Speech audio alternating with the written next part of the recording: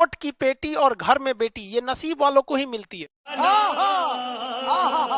तहजीब देखते हैं अक्सर गरीब के घर, दुपट्टा फटा ही सही लेकिन रहता सर पर है। हमें नाज है भारत की उस संस्कृति पर जहां एक छोटी सी लड़की गुड़िया भी खरीदती है तो उसके लिए दुपट्टा साथ लेती है। ये बड़ी अच्छी बात कही आप। इस कछुए को देखिए, ये अपने खोल से बाहर आ गया। इसको लगता है कि इसे आजादी, फ्रीडम मिल गया, लेकिन इसे एहसास ही नहीं है इसने अपनी एक सुरक्षा कवच खो दिया। आजकल की जो न्यू जनरेशन आई है ना, वो फ्रीडम को अलग डिजाइन में सोच रही है। उन्हें लगता है कि भाई हमें कपड़े पहनने की जो आजादी मिल जाए वही फ्रीडम है। देखिए, आपको जो पहनने के लिए, ओढ़ने के लिए बोलता है ना, वो इसलिए बोलता है कि भारत में जो लड़कियां होती हैं वो देवता की तरह, देवी मानी जाती हैं। ये जगत जननी माँ सीता की भूमि है। यहाँ लड़कियां पवित्र होती हैं, गीता की तरह पवित्र होती हैं। इसलिए लोग उन्हें कहते हैं कि तुम पवित्रता की चिन्ह हो, इसलिए अच्छे से रहो। आप देखिए, गीता या पुराण जैसे किताबों को इंसान ढक कर रखता है, और मामूली अखबार और मैगजीन वगैरह को लोग कैसे भी फेंक देता है, उस पर जिल्द कवर नहीं लगाता है। इसलिए लोग बोलते हैं जो पवित्रता की साइन है, ये हमारी संस्कृति है। और वेस्टर्न कल्चर जो है, वहां लड़कियों को पवित्रता या देवी का रूप नहीं दिया जाता है, इसलिए उनको जो पहनना है पहने, वो करे, वो आजादी है। तो ये हमारी संस्कृति है। और अगर आपको लगता है कि नहीं वेस्टर्न संस्कृति अच्छी है, तो गलत है।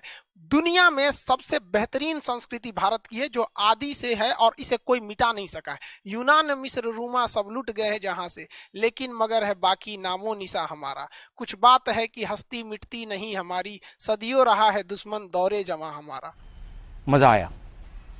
भारत में लड़कियों की जिंदगी बड़ा दुविधा में रह जाती है। बहुत वो लोग अपने आप को कॉम्प्रोमाइज करके चलती हैं। जब लड़की घर में रहती है तो उसकी माँ उसे सिखाती है, बोलती है कि ये तो पराए घर जाएगी। बेचारी जब बड़ी होती है, जब उसकी शादी हो जाती है, तो फिर उसकी सास कहती है कि ये तो पराए घर से आई है। बेचारी का खुद का घर भी रहने नहीं दिया लोग, फिर भी वो अपने घर को, जिसे उसकी सास कहती है कि पराए घर से आई है, उस घर को वो घर बनाती है। वरना अगर कोई औरत घर में ना रहे ना, तो घर घर नहीं, एक मकान होता है।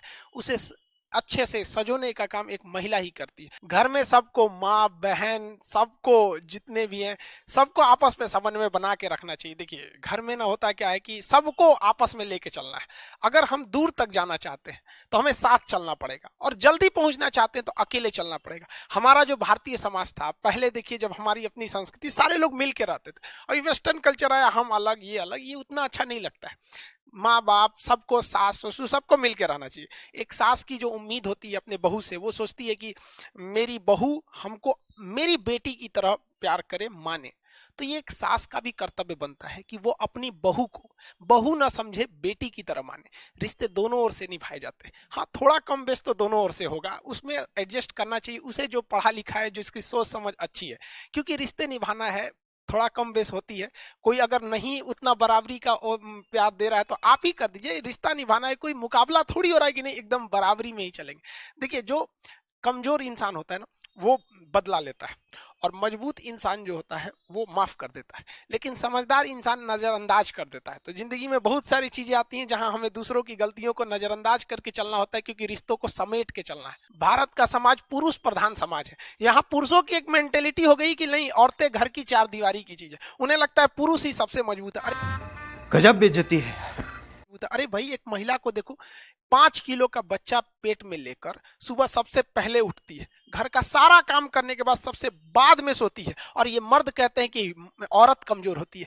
जिस तकलीफ में एक मर्द की मौत हो जाती है ना, उससे 30 गुना ज्यादा तकलीफ होती है एक औरत को जब वो अपने बच्चे को जन्म देती है।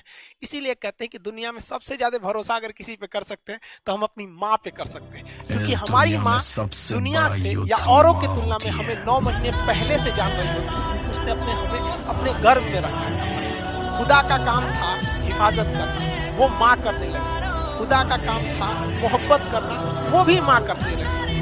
देखते ही देखते उसके नजरों के आगे कोई परवरदिगार नहीं है। वो बहुत पछताया, बहुत रोया, क्योंकि माँ को बनाकर खुदा खुद ही बेरोजगार हो गया। इंग्लिश में कहते हैं ना, God doesn't present everywhere at every time, so he made mother.